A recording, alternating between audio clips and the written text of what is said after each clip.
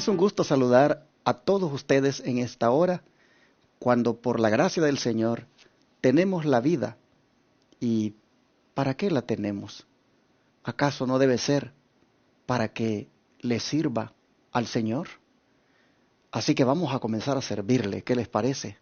Estudiando su palabra, sentándonos a sus pies y escuchándole qué es lo que tiene que decirnos. Sean bienvenidos y bienvenidas al estudio de la lección de la escuela sabática para esta otra semana, que es la última del trimestre y que tiene el título El Calvario. Así vamos entonces primero a orar para luego proceder al estudio. ¿Qué les parece? Vamos a arrodillarnos. Los que puedan hacerlo, háganlo. Voy a orar aquí. Padre nuestro que estás en los cielos, gracias, Señor, porque en tu bondad y en tu amor nos das el privilegio de seguir vivos. Y como dije hace un momento, queremos que esta vida sea para que te sirva a ti, para que pueda, Señor, vivirse conforme a tus propósitos, empezando con este propósito, como es el de darte a ti el primer lugar, estudiando tu santa palabra. Rogamos, Señor, para que tú nos dejes el privilegio de entender el mensaje que tienes en tus sagradas escrituras. Danos también la bendición de que el Espíritu Santo sea el intérprete, el que nos enseñe en esta hora. Pedimos, Señor, esto en el nombre poderoso de Cristo Jesús. Amén. Esta semana vamos a ver cómo es que fue redimida la raza humana que se encontraba bajo maldición. Así lo dice el apóstol Pablo. Dice él en Gálatas 3, versículo 13, lo siguiente. Gálatas 3, versículo 13, dice así la Escritura. Cristo nos redimió de la maldición de la ley, hecho por nosotros maldición, porque escrito está, maldito todo el que es colgado en un madero. Como ustedes pueden ver, la raza humana estaba bajo maldición antes de que Cristo hiciera la decisión de llegar a consumar el plan de la redención con su muerte en la cruz. Todos estábamos sujetos a la muerte eterna. Interesante que la transgresión a la ley de Dios, dice la Escritura, es pecado. Y la paga del pecado es muerte. De manera, mi hermano y mi hermana, que cuando nosotros transgredimos la ley de Dios y nos vamos allí viviendo en un libertinaje donde pisoteamos a cada momento sus santos mandamientos, hermanos, eso lo único que hace es ponernos bajo la condenación de esa ley, que es la muerte eterna, lo que corresponde. Pero miren ustedes, la solución aquí provista por el Señor.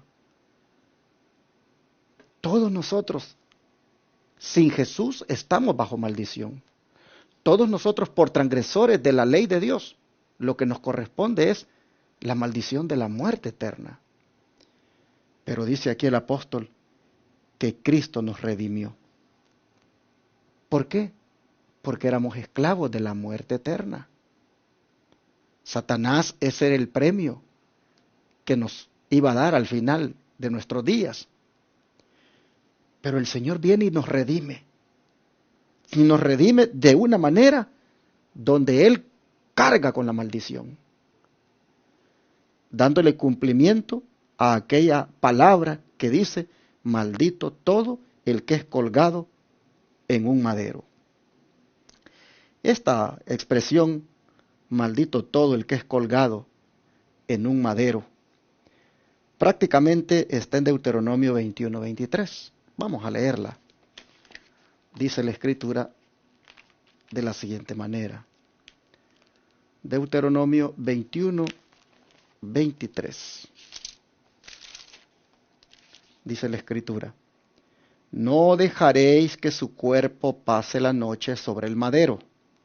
Sin falta lo enterrarás el mismo día, porque maldito por Dios es el colgado, y no contaminarás tu tierra que Jehová tu Dios te da por heredad. Este texto, o esta expresión que es maldito por Dios el que es colgado en un madero, es la que cita Pablo para aplicarla a Cristo, quien carga toda la maldición de nosotros sobre sí y la carga allí, en la cruz, cuando es clavado, cuando cuelga en la cruz. Hermanos, creo que esta semana, como dije, es donde nosotros vamos a ver el costo final que Jesús pagó para que nosotros seamos libres. Miren ustedes aquí el contraste. Nosotros estábamos bajo maldición y Él asume nuestra maldición para redimirnos, para que seamos libres de ese castigo final. Qué grande es el acto de salvación del Señor para nosotros. El deseo de toda la gente dice que para santificar al pueblo por su propia sangre, Cristo padeció fuera de la puerta. Por la transgresión de la ley de Dios, Adán y Eva fueron desterrados del Edén. Cristo, nuestro sustituto, iba a sufrir fuera de los límites de Jerusalén. Murió fuera de la puerta, donde eran ejecutados los criminales y homicidas.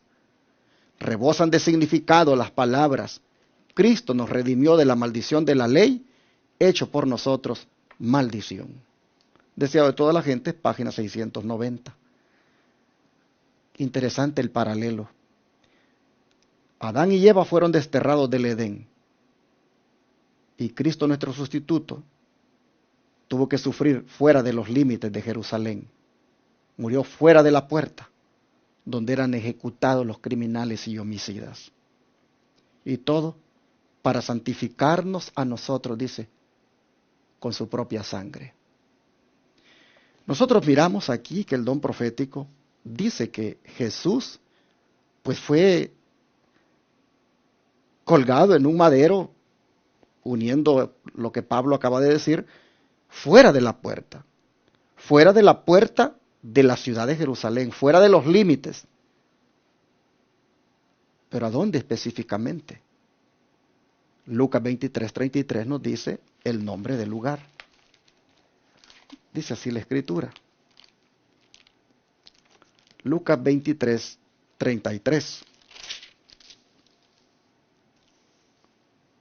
Dice la palabra: y cuando llegaron al lugar llamado de la calavera, le crucificaron allí, y a los malhechores, uno a la derecha y el otro a la izquierda. Así que en un lugar llamado de la calavera, también conocido como Gólgota. Ese lugar, algunos dicen de que es llamado de la calavera porque la forma que tiene esa colina es como que fuera la forma de una calavera. Pero independientemente, hermanos, de todo, es que ese es el lugar específico, ese es el nombre donde nuestro Señor es, como dice la Escritura, maldito por nosotros, porque llevó nuestra maldición. ¡Qué tremendo! ¡Qué canje ese! Solo Dios puede hacer estas cosas. No cabe duda que Dios es amor. Bueno, a ese lugar llamado de la calavera, o el Gólgota, o Calvario, fue donde Cristo lo crucificaron. El don de profecía dice quienes estuvieron presentes mirando ese horrendo hecho. Dice, una vasta multitud siguió a Jesús desde el pretorio hasta el Calvario. Las nuevas de su condena se habían difundido por toda Jerusalén y acudieron al lugar de su ejecución personas de todas clases y jerarquías. Los sacerdotes y príncipes se habían comprometido a no molestar a los seguidores de Cristo si Él les era entregado. Así que los discípulos y creyentes de la ciudad y región circundante pudieron unirse a la muchedumbre que seguía al Salvador. El mismo libro, Deseado de toda la gente, página 690. Noten ustedes que las nuevas de su condena se habían difundido por toda Jerusalén. Y hoy las nuevas de su salvación se han difundido por todo el mundo. Y se siguen difundiendo por todo el mundo. Dice que llegaron allí a mirar aquella ejecución personas de todas clases y jerarquías. Y hoy también, personas de todas clases y jerarquías han sido alcanzadas por este grande acto de salvación de parte del Señor hacia nosotros. Pero yendo un poquito hacia atrás, cuando estaba yendo hacia el Calvario, le pusieron la cruz sobre sus hombros, la cruz donde él sería clavado. Se la pusieron para que él mismo la cargara, porque así era la costumbre, que el criminal debía de llevar su propia cruz. Sin embargo, el Señor había sido tan, pero tan maltratado físicamente, lo habían flagelado de tal manera que no había más fuerzas en él. Así que el Señor no puede con esa cruz, está muy pesada, y tuvo que ser auxiliado. Los soldados romanos, cuando miraron que no podía con aquella cruz, dice que hicieron lo siguiente. Mateo 27, versículo 32. Dice, cuando salían, hallaron a un hombre de Cirene que se llamaba Simón. A este obligaron a que llevase la cruz. Ya hablaremos mañana de este hombre, que pues es el instrumento para que él lleve la cruz de Cristo. Vamos a ver el don profético, porque el don profético amplía todo lo que había en Cristo, lo que estaba experimentando, para que fuera necesario que se buscara a alguien para que cargara aquella cruz. Dice, al cruzar Jesús la puerta del atrio del tribunal de Pilato, la cruz que había sido preparada para Barrabás fue puesta sobre sus hombros, magullados y ensangrentados. ¿Qué puede soportar una persona que tiene sus hombros magullados y ensangrentados?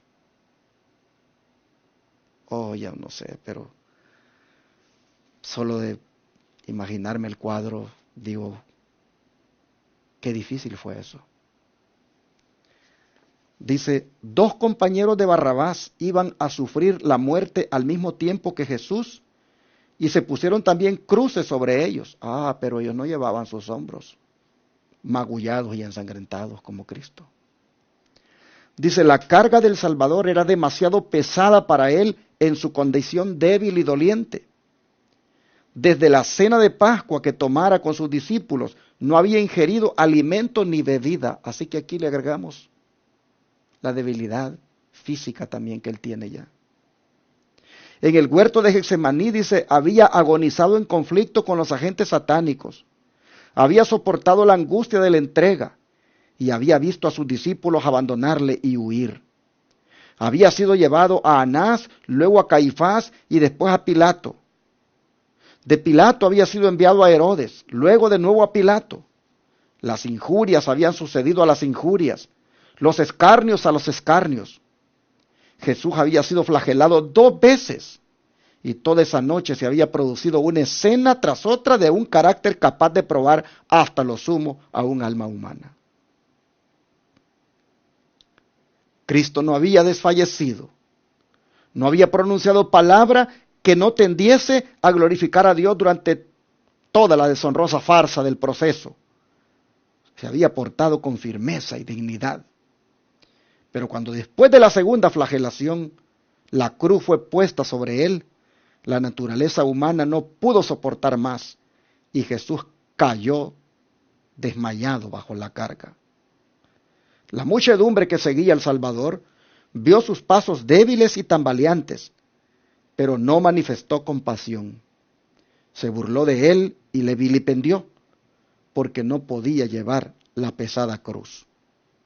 Volvieron a poner sobre él la carga, y otra vez cayó desfalleciente al suelo. Sus perseguidores vieron que le era imposible llevarla más lejos. No sabían dónde encontrar quien quisiese llevar la humillante carga. Los judíos mismos no podían hacerlo porque la contaminación les habría impedido observar la Pascua. Entre la turba que le seguía no había una sola persona que quisiese rebajarse a llevar la cruz. Deseo de toda la gente, página 690 a la 691. Así que estaba más que justificado el que alguien lo ayudara. Pero qué tremendo. Un judío no podía hacer eso, porque dice que se contaminaría y le habría impedido observar la Pascua. Miren qué tremendo. Ahora, hacer aquello era rebajarse. Así que, aparte de que se podía contaminar, según sus leyes que tenían este otro elemento de que eso era rebajarse, llevar la cruz. Hoy la cruz, pues, es popular. Hasta hay un día de la cruz. La adornan con frutas. Hoy la cargan aquí en algunos collares las personas. La cruz hoy es bien popular. Pero en los días de Jesús, la cruz era símbolo de escarnio, era símbolo de humillación, y llevar una cruz era porque era lo más bajo que podía haber en la sociedad y era porque merecías ese castigo. Miren qué interesante todo lo que dice de Cristo aquí. Dice que 2 veces le habían flagelado, es decir, le habían azotado. Y esta segunda vez, dice, lo había debilitado tanto al punto que no pudo con aquella cruz. Y en 2 ocasiones, dice, cayó al suelo. Imagínate el cuadro, hermano, hermana. Caer nuestro Señor al suelo, caerle aquella cruz encima. Y la gente más bien, dice, se burlaba. No manifestaban compasión hacia él. Ah, qué tremendo. Cómo la verdad nuestro Señor pudo sufrir tanto. Dicen, no había desfallecido, no había pronunciado palabra que no tendiera a glorificar a Dios. Durante toda la deshonrosa farsa del proceso se había portado con firmeza y dignidad, pero ahora con la cruz, Él desfallece. Con la cruz sobre sus hombros no puede. Era demasiado pesada, dice, la carga en su condición débil y doliente. Todo lo que había experimentado desde cuando comió la cena, comió el pan, bebió el vino allá con los discípulos, Desde entonces todo lo que había experimentado había sido solamente de debilitarse físicamente y de humillación tras humillación. Así nosotros vemos, hermanos, que el Señor no puede llevar más ese instrumento de tortura. Ahora, interesante que dice que la gente no manifestó compasión.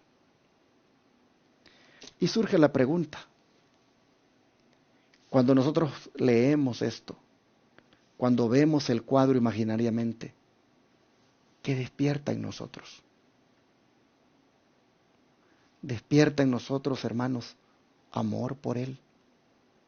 Despierta en nosotros una grande admiración y al mismo tiempo, pues respeto por Él. La gente no sintió compasión por Él. ¿Y nosotros qué sentimos por Él? Nosotros, sin duda, hermanos, lo que deberíamos de sentir es amor, pero un amor inmenso por Él. La gente no quería llevar aquel instrumento de tortura para ayudarlo. Y ahora nosotros, el Señor nos dice, lleven su cruz cada día y síganme. La cruz es símbolo de muerte. Y que el Señor dice, lleven su cruz cada día y síganme. Es decir, mueran cada día. Hermanos y hermanas, aquí nosotros empezamos a ver en este día, pues como dije, el gran pago final que Jesús está dando por nosotros, la raza humana. Creo que en esta hora debemos orar y pedirle a Dios que perdone nuestros pecados, porque fue por nuestros pecados que Él sufrió todo esto. Los que necesitábamos ser clavados, hermanos, éramos nosotros, por nuestras maldades. Pero Él viene y dice, toma nuestra maldición y la carga sobre Él. Hermanos, lo que tenemos que hacer nosotros hoy es apreciar tan grande sacrificio, tan grande salvación por nosotros, pero al mismo tiempo, hermanos, difundir esa grande manifestación de amor de parte del Señor para con nosotros, difundir, contarle a otros, así como se había difundido la condena y varias gentes llegaron para mirar, muchas, así también debemos difundir, hermanos, nosotros el gran acto de salvación que nuestro Señor hizo. Hablar de esto, meditar en esto.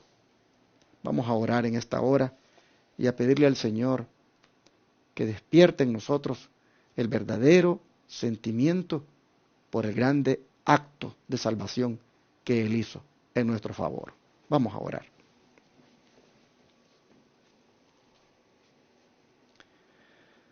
Amado Padre, es impresionante la narración que hace el deseado de toda la gente, ese libro inspirado, como también, Padre, las escrituras en relación con ese grande sacrificio que tú hiciste por nosotros. Al mirar que cargaste por nosotros la maldición, al mirar que así como por el pecado fue sacado Adán y Eva del Edén, así también fuiste sacado de la ciudad para morir afuera de la ciudad de Jerusalén. Señor, esos paralelos pues nos dicen cuán odioso es el pecado. Oh Señor, cuando vemos cómo sufriste tanto y esa cruz tan pesada que no podías con ella, porque allí cargabas nuestra maldición. Señor, pues no deja uno de decir, oh, cuánto he hecho de mal, cuánto he contribuido a que mi Señor sufriera.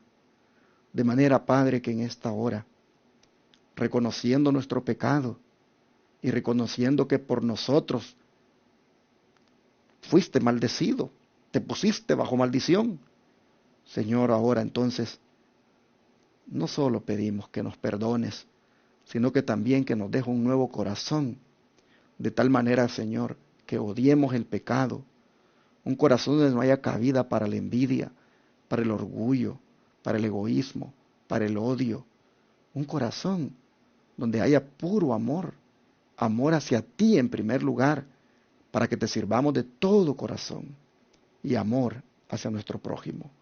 Señor, gracias por haber hecho tan grande sacrificio, y te rogamos que lo apreciemos, y Padre, por tus méritos, nosotros entonces recibamos hoy el perdón y vivamos haciendo lo recto delante de tus ojos. Gracias, Padre, te lo pedimos en el nombre de Jesús. Amén.